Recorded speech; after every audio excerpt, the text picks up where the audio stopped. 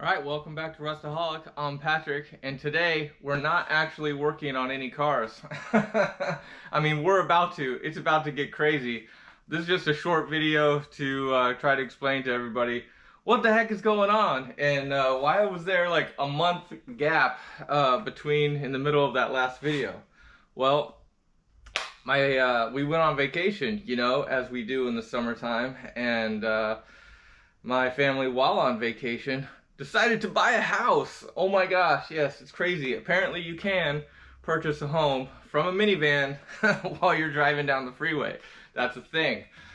And we did it, and the crazy people who we put in this offer on, they accepted. So there you go. So at the end of the day, we're moving, and everything you see around here has to go. It has to go, which is crazy because this car right here hasn't even moved under its own power in like 15 years. And it has to, because my new place is on a slight hill. And there's no shop. There's no shop. There's not even a garage. And anything I bring there has to be able to move. So my mind is blown right now. And I don't even know. I built this shop over the last 20 years since living in Florida, and I love this shop.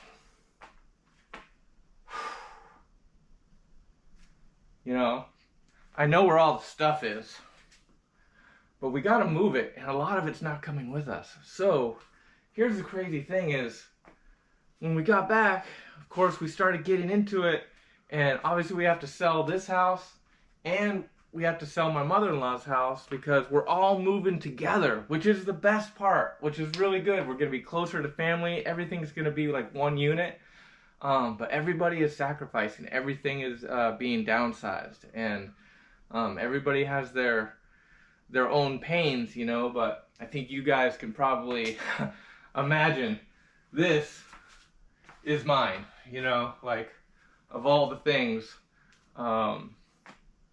This shop has always been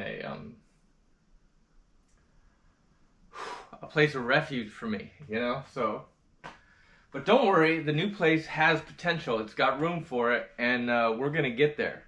But anyway, as I was saying, all this stuff has to go, and we gotta either sell it or store it or whatever, and all the logistics and the crazy stuff that has to happen. I'm just not going to have time, probably for quite a while, to actually make videos and get them out. But, oh, as I was saying, we sold this house already. Like, literally 2 weeks after we got home, we busted our ass for 2 weeks straight. We did everything to the house that we've ever wanted to do while we lived there. And the right people came on the right weekend, and they made the right offer. And it's a done deal. And all I have to say about that is, though that was a lot of hard work, if you're sitting on a bathroom remodel or some other like smaller project in your house and you're like, we'll get to that, or it's too much, and if you just get to it, you can get it done in a few days, because we did so much crazy stuff that we were like, we'll just wait, we'll do it someday, or we'll do it next summer, or whatever. And after 2 weeks of just totally crushing, our house has never looked nicer. And you know, just like cars, you know, they're always the nicest the day before you sell them, you know. So, anywho's, I feel like I'm all over the place, but so our house is sold. This stuff has to go, but the new owners are a nice couple. They are allowing me to stay in the shop for an additional 60 days after closing. So that means that we have 60 days to get this car running and driving under its own power. And I can't...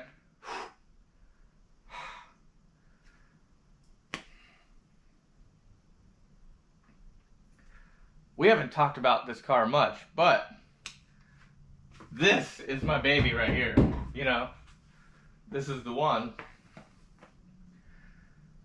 And, you know, she's been a little neglected for the last 15 years, but we're going to try to rectify that, you know.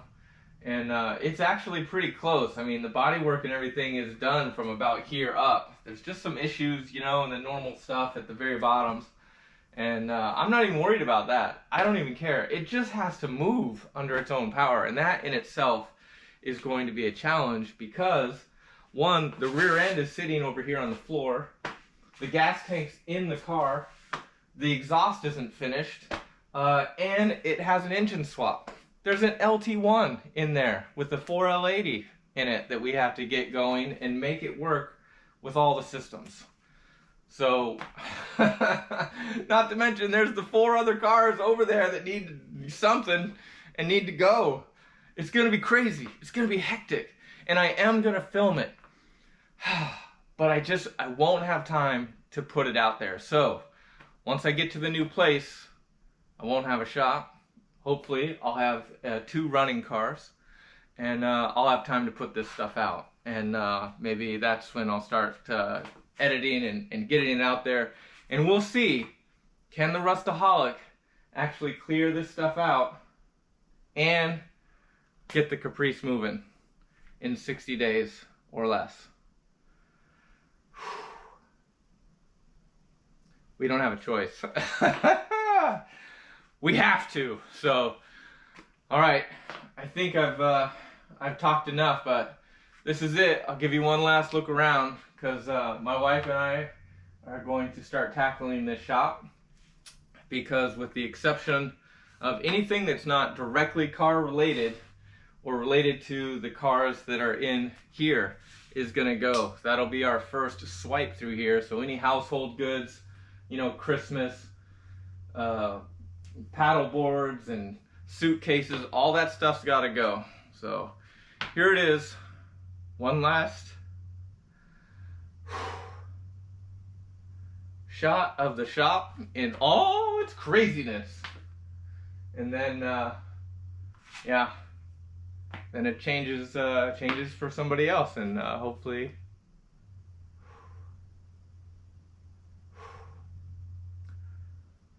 they'll enjoy it as much as I did.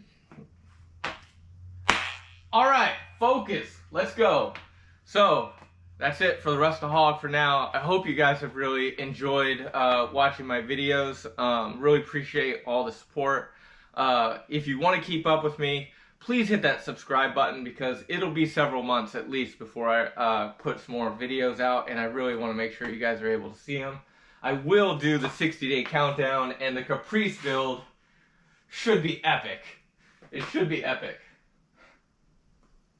If we can do it. Anyway, I need some coffee. We got to get to work. So, all right, Rustaholic signing off. We'll see you guys on the next one. All right, later.